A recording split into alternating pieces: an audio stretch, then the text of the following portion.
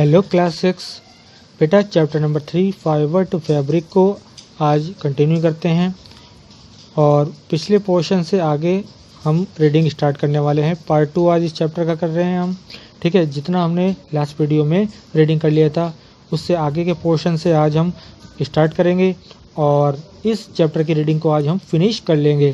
तो बेटा, I hope आपने पिछली वीडियो को भी अच्छे से देखा होगा। आई सजेस्ट यू इस वीडियो को भी आप बहुत अच्छे से देखें।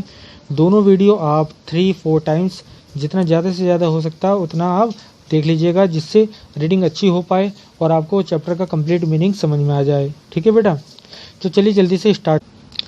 Now comes on the types of fabrics. चलिए फैब्रिक्स के बारे में पढ़ते हैं, कितने टाइप्स के होते हैं। Fabrics can be classify into basis of the fibres used to make them. तो किसी भी फैब्रिक को हम क्लासीफाई कर सकते हैं किस बेसिस पर, जो फाइबर उसमें हम यूज़ कर रहे हैं वो किस तरह का फाइबर है। तो पहला होता है नेचुरल फैब्रिक्स। तो आप जानते हैं, जैसे इसके नाम से पता लग रहा है नेचुरल फैब्रिक्स है तो नेचुरल फाइबर से बना होगा। These are made from natural fibres. तो ये नेचुरल फाइबर से बने होते हैं। Obtain from the source like plant and animal. तो जो हमें प्लांट्स और एनिमल से क्या होते हैं, फाइबर्स प्राप्त होते हैं, उनसे नेचुरल फैब्रिक्स बनाए जाते हैं। Plant fibres can be obtain from various part of plant.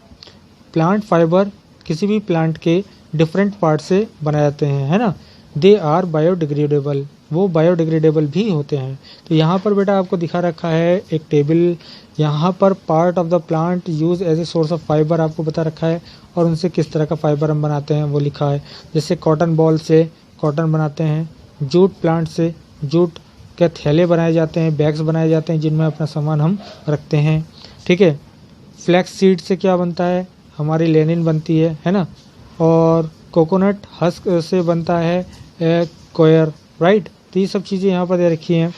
तो क्या क्या चीज़ बनाते हैं हम, तो ये सब यहाँ पर है, इस टेबल को आप देख लीजिएगा। इसके बाद बात करते हैं सम इम्पॉर्टेंट नेचुरल फाइबर्स। कुछ इम्पॉर्टेंट नेचुरल फाइबर्स के बारे में बात कर लेते हैं। उनमें सबसे पहला है हमारे पास प्लांट फाइबर। तो प्लांट फाइबर में कौन कौन सी चीज़ें आती हैं, जैसे हमारे पास cotton. Cotton is obtain from cotton plant. जो कॉटन होता है वो कॉटन प्लांट से मिलता है।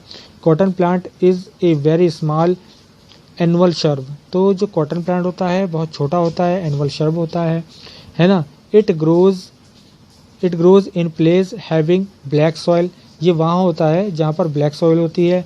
वार्म क्लाइमेट, गर्म वातावरण होता है। एंड प्लेंटी ऑफ रेन, जहाँ पर वर्षा अधिक होती है।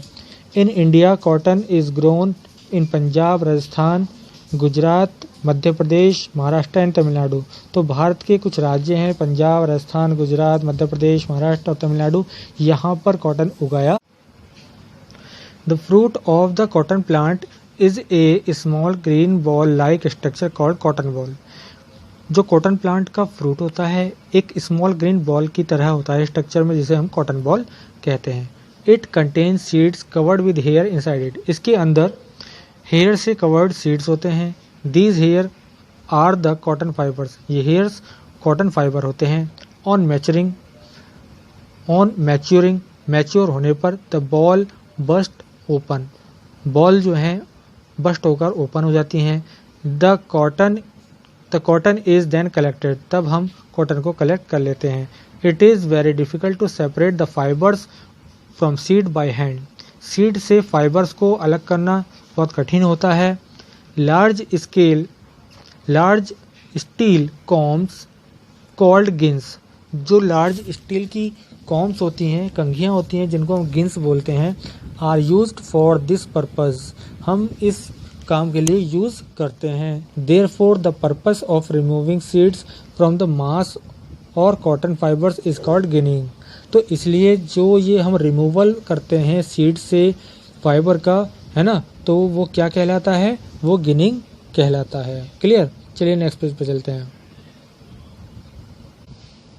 नाउ आपको कुछ पिक्चर्स यहाँ पर दी गई हैं। यहाँ पर प्रोसेस ऑफ बताया है हमें प्रोडक्शन ऑफ कॉटन के बारे में, तो इसको आप देख लीजिएगा। नेक्स्ट हमारा पैराग्राफ है बेटा, the ginned cotton is pressed tightly into compact bundles और बेल्स। तो जो गिंड कॉटन होती है उसको हम प्रेस करते हैं टाइटली और बना देते हैं उसके बंडल्स, जिसको हम बेल्स बोलते हैं। Clear. Which are transported to factories, जिसको हम भेज देते हैं ट्रांसपोर्ट करके फैक्ट्री में। Cotton yarn is spun from bales, bale से हम कॉटन यार्न स्पन करते हैं, बनाते हैं, है ना। It is the woven to make cotton fabric, ठीक है। It is the woven, woven means क्या होता है, बुना जाना, ठीक है। Make cotton fabric, cotton fabric बनाया जाता है उससे। The fabric after finishing is made into clothes, bed sheets, towel and rugs et cetera. तो जब ये फैब्रिक की फिनिशिंग कंप्लीट हो जाती है तो उसके बाद कपड़े बनाए जाते हैं, बेडशीट बनाई जाती है, टॉवेल्स, रग्स एसेट्रा, ये सब चीज़ें बनाई जाती हैं। नीचे आपको यहाँ पर बताया गया है हम क्या क्या चीज़ें बना रहे हैं, ठीक है। जूट के बारे में बात करते हैं। ये भी आप जानते हैं कि नेचुरल फाइबर होता है। Jute is obtained from plant called पटसन। तो जूट जो है पटसन नाम का एक प्लांट होता है, उससे हम निकालते हैं, ऑब्टेन करते हैं। It grows in low lying land with clay soil which gets plenty of rainfall. ये वहाँ पर पैदा होता है जहाँ पर लाइंग लैंड होती है ना, क्ले सॉइल मिलती है आपको, है ना, और पानी की अधिकता होती है, यानी प्लेंटी ऑफ रेनफॉल, जहाँ पर रेनफॉल ज़्यादा होता है, बारिश ज़्यादा होती है, ठीक है। The outer part of its stem contain fibre, इसका जो आउटर स्टेम होता है वहाँ पर उसमें फाइबर्स मिलते हैं।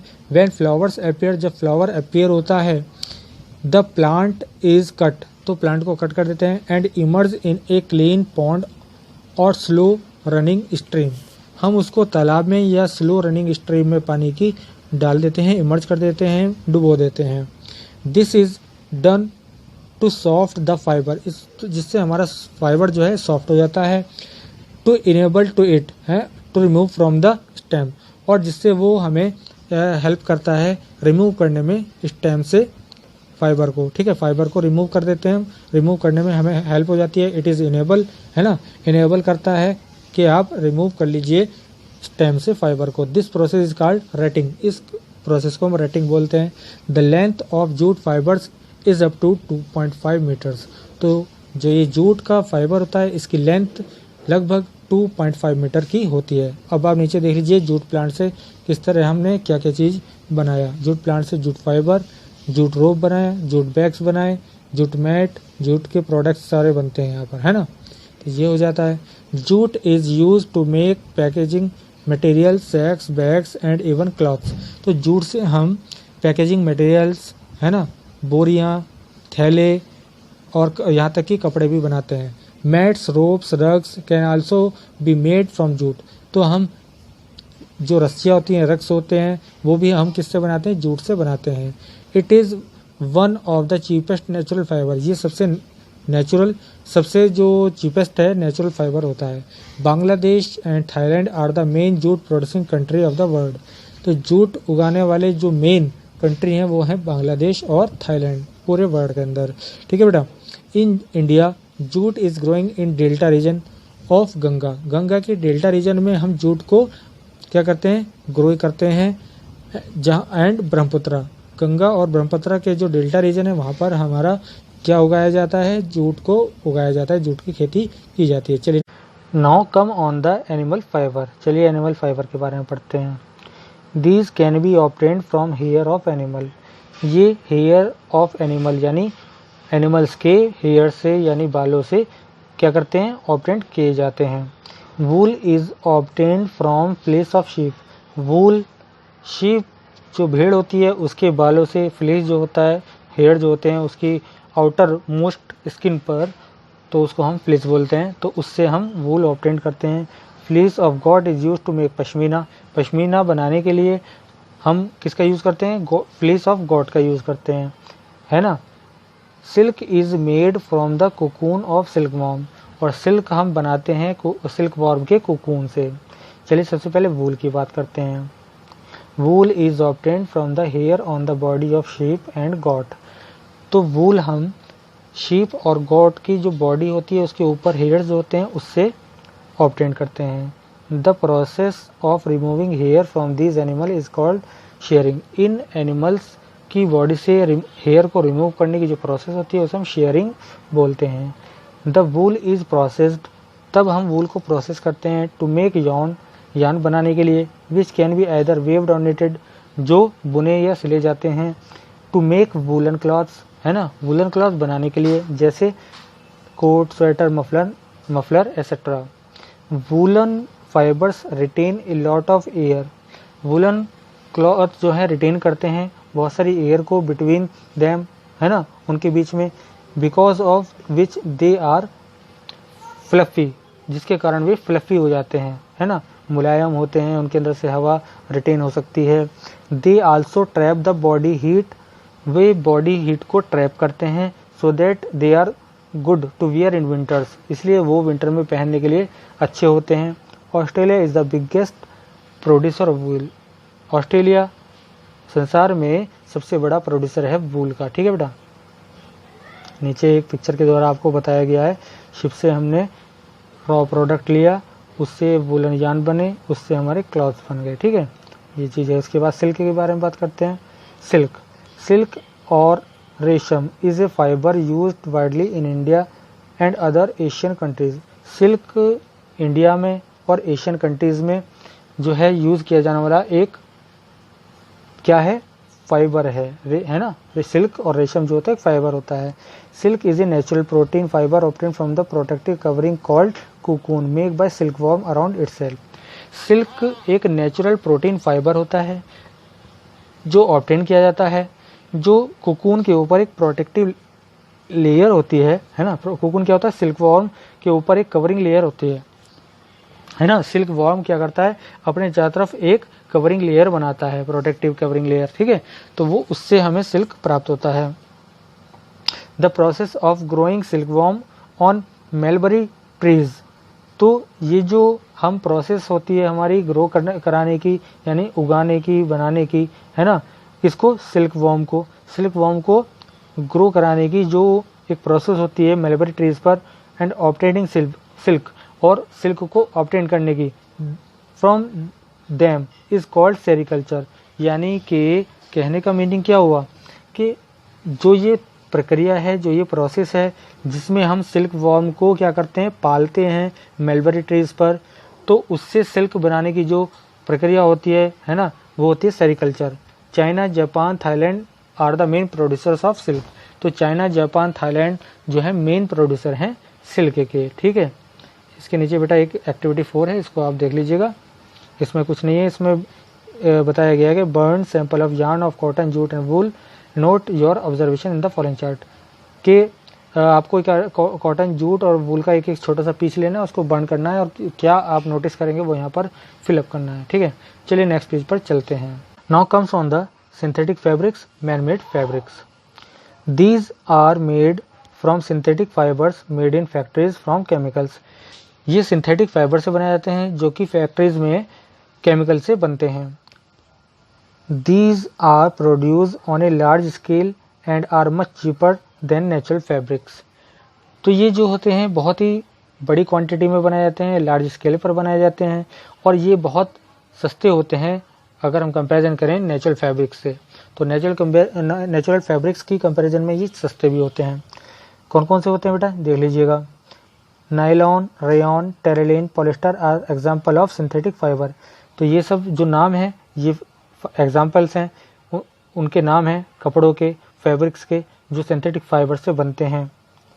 Synthetic fibres are strong of uniform thickness and very smooth.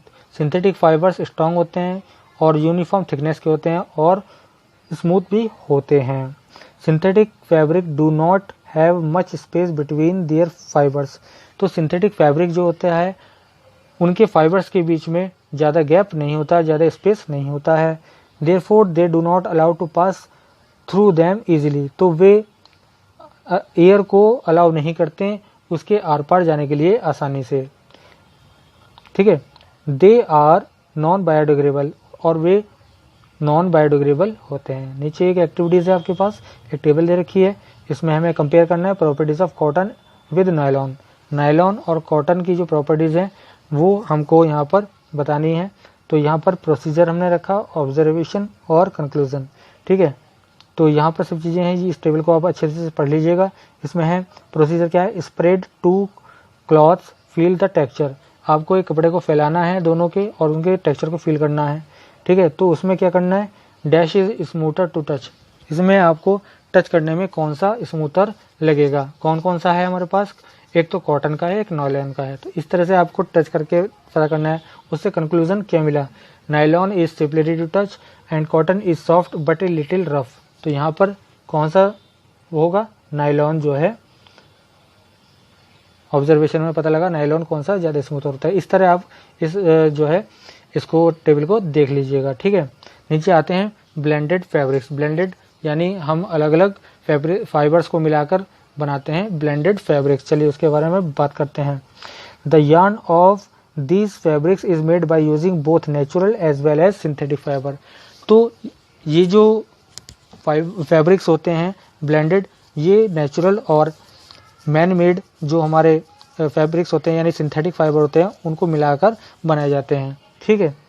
You might have heard about terricot clothes. Terricot cloth के बारे में आपने सुना होगा, है ना, जिसके हम ट्राउजर्स पैंट्स वगैरह पहनते हैं।